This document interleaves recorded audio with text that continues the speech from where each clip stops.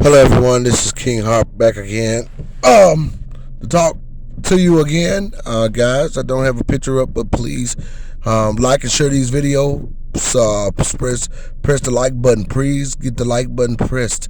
This is important information that I'm choosing to give to the society, to the public, to the community. Press the like button. Hit the like button. Hit the share. YouTube has me on a shadow ban. They think I don't know it. I don't have a lot of subscribers. However, I'm giving out some type of information that they don't like. And these teams are listening to us. They're listening to what we're doing. And there's a lot of black people who don't listen to this information that really need to bad, very, very bad. So, I come here to share the reality of how I exist and the political stance of black people's politics and our community issues and concerns as a descendant of slavery. Because I am that, right? I mean, Toyota talk about Toyota, right? Ford talk about Ford. Okay? Cadillac talk about Cadillacs. So a descendant of slavery need to be talking about a descendant of slavery. Because we do exist in the real form in which we have problem from being who we are. And we eat every bit of who we are. We eat the failure of being who we are. And we also eat the reality. Everybody's going to eat the reality of who they are at some point in life, of who you are. There's a reality of who you are, what you're linked to, and everything. So, as an Asian, your reality is what? You're from Asia. You have slanted eyes, or you own businesses a lot. You're considered to be smart. You go to school year-round. As a white person, your reality is that your ancestors were barbaric. They took things from people and now they run government and they build community and own most of everything, but they don't have the most money. Asians have the most money. That's a reality. The reality as a Hispanic is that you are islander, kind of like a Spanish person, or you come to someone's country to have a better life. We have a reality. So I'm just explaining the reality of each group. The reality of a black person is that, and a slave descendant, is that you have a history of pain that you can mirror by looking at it. You have a history of free labor, slavery in this country, as a matter of fact. And people say, "Oh, slavery was all over the world. It was all." No, we're dealing with slavery now. We're talking about this slavery. If slavery was all over the world, okay, so they corrected now. So y'all gave them their inheritance. Y'all gave them their money. Y'all shared with them. Y'all gave them what they're supposed to have. They have what they're supposed to have. Now shut up. Now give us what we're supposed to have. And shut up. Just shut up. You sound stupid. We don't believe that, especially you other groups saying this stuff. But I came in here to talk about what I'm looking at. And I'm coming through downtown Atlanta as I speak. And I'm looking at, I went by an Asian store. I asked who owned the store because I didn't want to buy nothing unless, black person owned it. But I realized that we are surrounded by all these different groups, supply and demand. This is intentional. The United States is partnering with other groups to continue our demise, our on the floor status, where they're saying, okay, we have slaves here, and these slaves have now became people who buy stuff from us, and they will buy things from y'all too, but we got to steal their product. They're just slaves. They don't own anything. We shot and we killed all their leaders. We shot them down through Jim Crow. We didn't give them legislation. We didn't give them their laws that they so-called deserve. So y'all can have them and partner with us in a society. So the black people don't really have nothing. They think they do. They have jobs, they have education, but they don't own anything. So we're going to take the hair products and give it to the Asians. We're going to take what Madam C.J. Walker created, a descendant of slavery, and that the Asians run it because we're going to give them capital. They're going to have the power and the money from the United States government. They're going to have the rights to run hair stores, to do nail salons, to do eyebrows, what black women start doing. They're going to have the right. And not only that, once we give them the right to do that, they're going to have more capital. Then they're going to have the right to sell clothes like they have stores in the mall. No, this is not their fault. This is the United States government failure. And I tell people, it's not white people necessarily white people's fault that they are racist and that they are ignorant and that they do stuff to demise the black experience or black people exchange from being in the KKK and stuff when they were born and raised that way. This is government failure. The United States government failed us. That's who owe us. The United States government owe black people because they failed us. Slavery was legal and sanctioned by the society, by the nation's government. That's who we in litigation with. Yes, we deal with white Karens. Yes, we deal with white Kens. Yes, we deal with the racism that comes with the territory. However, it is the United States government that has failed us in terms of legislation, in terms of policy that allowed this to happen. So who do we really need to be talking to? Huh? That's why we was telling y'all that we was looking at, see, a lot of people don't look at this. We were looking at voters registration. We were looking at Joe Biden and President Trump. Well, we were haggling Trump.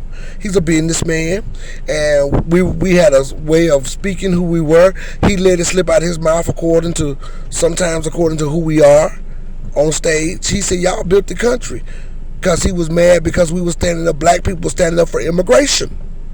So we can have a voice now. But Joe Biden don't want to talk to us at all about nothing. Like Obama said, reparations was not a conversation. But he went out his way, slid down mountains, went down jagged edges on his ass just to get DACA.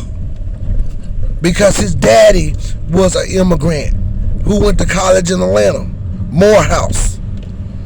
Harvard. His daddy. So no wonder Barack Obama wanted DACA. He is a African father who came to this country and benefit from this country. He understands. He's the seed of that. But reparations was not a conversation. They didn't want to have a conversation about reparations. Because if you talk about it, you have to be effective on it. You have to respond to it. That's the nature of this prestigious argument. You cannot have this argument without losing if you oppose it. If you oppose reparations as a politician or as any journalist or anybody at the grassroots on any level, if you have this argument about reparations for black folks and slave descendants, you're going to lose according to the facts, according to the whole dynamics of what has already happened. We're going to point to the fact that we're actually still in slavery. It's going to point to the fact that this is a shameful act of American government, United States government. It's going to point to the fact that not only are we owed reparations for not being given the Homestead Act, which was back in 1800s or something, and having the land that we were supposed to have. Not only that, but Jim Crow now, the war on drugs, for being weak and docile throughout these wars, not being corrected with somebody throttling over us. A huge wealth gap where you can practice all kind of things that can harm a people who don't have any power. And we still here, driving new cars, some of us, working like a dog to pay for them, even in IT. Because of being black. We don't have a community of wealth. We're not connected to the thing that keep us up there. We can't sustain it. We can't sustain laws and rights when we don't have legislation where people feel like they can harm us also even And that should be also in the reparation package. So you cannot have this conversation without having to agree with it. So that's why politicians understand, do not have the conversation. Now, Donald Trump didn't understand that. He was having the conversation because Donald Trump is not a politician. He wasn't. He learned to be. He's learning. He's a businessman. That's a different thing. That is a different thing when you get into heavily politicians' existence and speaking. They have secret and secret codes. But we the people own, we the people control everything. We control the narrative. We tell you what to do. The government's supposed to serve us. We pay taxes. Don't forget, black folks pay taxes. Descendants of slaves are not free from taxes. If you want to talk to somebody free from taxes, talk to the native, so-called native Indians, where black folks are also native. A lot of us. There's some groups in this country who don't pay taxes. There's some group who get around taxes. Talk to the Arabs. The Arabs, they get around paying taxes. All kind of getting around paying taxes, but the white man don't care. Because he okay. I go one across my car now chewing gum. Him and his wife walking into a linen table bar. They don't care. They might have 5 or 6 businesses. Got Mexicans working for them. Done sold a shop to the Chinese so they can sell hair products out of it and chewing gum walking past you. Hell no, they don't care. But we the ones supposed to care. But we so lost. So I'm just bringing awareness on this channel. However, I kind of realize that in some form, I really don't know if we're going to ever catch on. I think it's going to have to be an act of God that's going to have to really drop Babylon, America. Because we so lost. They done got our people so lost. We lost. I'm looking at us.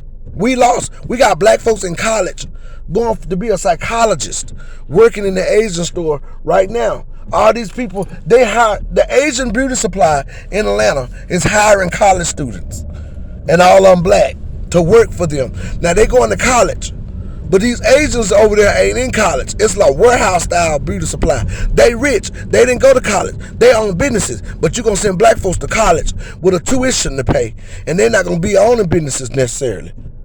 This is what it is. This is not slavery. This is something different. Like Yvette Cornell said. This is different.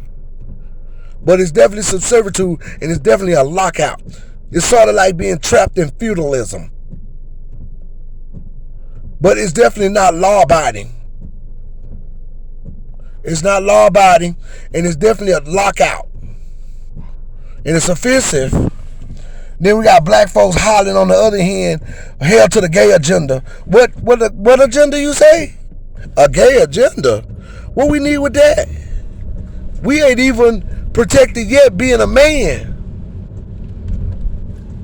We're not even protected yet. That ain't where I was gonna go. We're not even protected yet being no man. You know, how you gonna give us something we ain't asked you for? We don't want that. Lil Nas X don't know nothing about no political claim. He too young, and y'all done propped him up. I'm just gonna say that. I talked about it on my last video. But I'm gonna say this. And then they're gonna throw in our face who this and who that and what said and who said. We don't care what nobody said. What we talking about? What everybody said for? Why y'all worried about what people saying and stuff? We trying to get what we need to get. We done gossiping. Ain't nobody got time to be looking at no reality show. Well, we look at them, but you know, we do need entertainment. I ain't gonna say that, but I'm saying in terms of it being the hot topic, the main topic. Black folks on the bottom and they got no way of life. Black people are homeless right now. On the corner. We have given up. So you got a people that's giving up. You assassinate all their leaders, the black men, you get us on drugs, you fought us so bad, they just sitting in the corner now and just saying, well, we concede, we give up. You fought us so bad.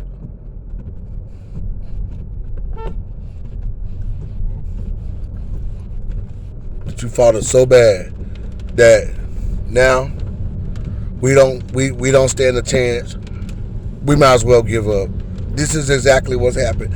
It's so bad until when black people talk and they talk about politics and policy, a lot of times they respond as looking down. A lot of them look at you weird like, oh God, here come this guy talking about politics. But when you talk about politics with white people, they get involved because they're not pushed away from it. It's beneficial. Political language and political access existence have been beneficial to white people. Politics is everyone's life, but it's beneficial to them. So when you start talking politics to Asians and anybody else, they also get interested and they also get scared, but they don't shun the conversation totally like black folks do. Now, black folks, we'll talk about it, but at some point, we come to the realization that most black people resort to escapism, where you're not going to be accountable for standing for something. And you want to say that you're okay because you got a master's degree and a pretty car and a nice home, a spacious home, and you can have a broke wrist with a nice nail job that you paid them Asians to do, or maybe a black person, I don't know, and with a roller wrap. You okay? That's foolery. That is foolery. You need to get your t-shirt back on your body. I don't care how beautiful you are and what kind of education you got. Let your education afford you to help us in this fight. If you want to do something. Because this fight ain't going nowhere. This is real. You talking to somebody who have did everything that a person that graduated college could do. I done worked everywhere. Been among IT, everybody. And still is among it. I understand the reality of people having things they didn't even go to college to get. It's about who you know. That's power. Real power. So black folks, don't fool yourself because you driving a brand new Telluride. A Hyundai. You driving that and you pulling up a 2-car garage. Don't you denounce your history, because everything that I'm talking about now is way more than what you got. I'm being real with you. This is your legacy, your blood lineage legacy. This is the power in which you have not been able to obtain, is what I'm speaking. In terms of community and a wealth. In terms of owning things. You as a black person a lot of times don't necessarily enjoy your findings in terms of successes because you don't mirror a community with those things. There's nothing wrong with us coming together. Ain't nothing wrong with it. It's all right to see somebody else with something you got. Y'all both understand how this go. It's nice. I like to go to people's house who used to stuff. I don't necessarily like to go nowhere else somebody ain't used to nothing. I can't enjoy myself. We can't laugh and talk like we want to. We don't know how to celebrate each other. We're different. That's what's wrong with black people. Black people don't know how to celebrate each other because we're at war with each other. We're on different levels, different wavelengths. Some underskilled, a lot overskilled, overclass, underclass. We're divide and conquer. One worried about the gay agenda, the other worried about the black agenda. That's divide and conquer. That's what that is. We gotta wake up, black folks, and understand what's going on. But even if we don't, God is gonna have to protect us. Babylon is falling. And I'm glad she's falling in terms of what needs to happen and why. I'm not saying I'm glad for disaster, but I see the bigger picture in the more spiritual and biblical term of what's really going on. And a lot of you white people need to get it together. And government, I'm talking to politicians. You are the ones who really need to get together. Too much is given, much is required. You are the real ones I should be talking to. And I am talking to. You need to correct me in terms of policy and legislative support. You need to correct me. You who majored in political science and don't know a darn thing about what's balanced and fair and right and true about policy and legislation. And did no intake, haven't did no assessment because they pay you to shut up. They pay you to lock the gate. You getting paid to usher. You ain't getting paid to get into the engine, into the science. They paid for that because as a black person, you are locked out. You cannot practice self-preservation because you'll get fought. Why you think they shot and killed our leaders? Assassinated. The United States government itself. So they owe us right now. Until you do right by me, everything you think about it is going to fail. Now cut the check.